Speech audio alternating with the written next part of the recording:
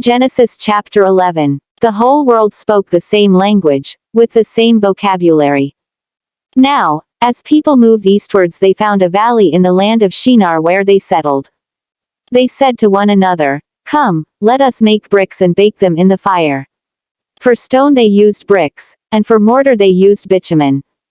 "Come," they said, "let us build ourselves a city and a tower with its top reaching heaven. Let us make a name for ourselves, so that we do not get scattered all over the world." Now Yahweh came down to see the city and the tower that the people had built. So they are all a single people with a single language. Said Yahweh, "This is only the start of their undertakings. Now nothing they plan to do will be beyond them. Come, let us go down and confuse their language there, so that they cannot understand one another." Yahweh scattered them thence all over the world, and they stopped building the city. That is why it was called Babel, since there Yahweh confused the language of the whole world, and from there Yahweh scattered them all over the world.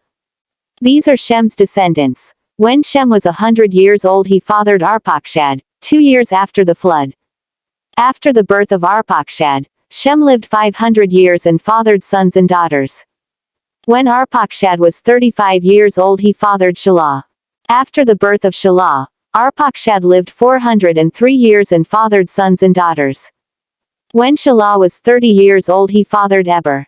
After the birth of Eber, Shelah lived 403 years and fathered sons and daughters.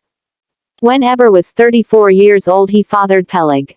After the birth of Peleg, Eber lived 430 years and fathered sons and daughters. When Peleg was 30 years old he fathered Reu.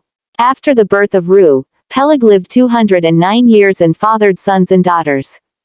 When Reu was 32 years old he fathered Serug. After the birth of Serug, Reu lived 207 years and fathered sons and daughters. When Serug was 30 years old he fathered Nahor. After the birth of Nahor, Serug lived 200 years and fathered sons and daughters. When Nahor was 29 years old he fathered Terah. After the birth of Terah, Nahor lived 119 years and fathered sons and daughters.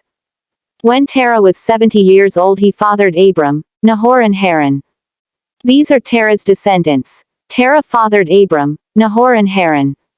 Haran fathered Lot. Haran died in the presence of his father Terah in his native land, Ur of the Chaldeans. Abram and Nahor both married.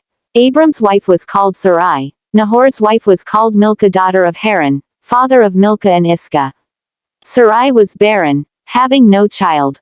Terah took his son Abram, his grandson Lot son of Haran, and his daughter-in-law the wife of Abram, and made them leave Ur of the Chaldeans to go to the land of Canaan. But on arrival in Haran they settled there. Terah's life lasted 205 years, then he died at Haran.